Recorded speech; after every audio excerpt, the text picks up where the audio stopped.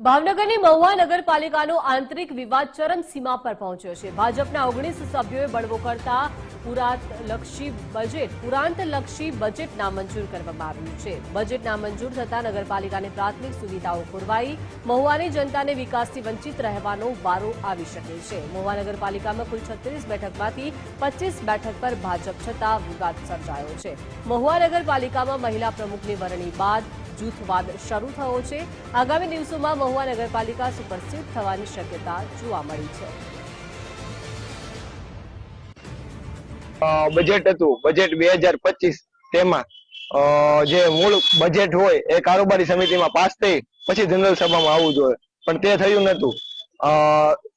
તે માટે કારોબારી ચેરમેને 21/2/2025 ના રોજ પત્રથી પ્રમુખને જાણ કરી હતી કે સંલગ્ન કર્મચારી અમને પૂરા પાડો, પણ પ્રમુખશ્રીએ કાંઈ કર્મચારી પૂરા ન પાડ્યા અને બારોબાર બજેટ મૂકવામાં આવ્યું।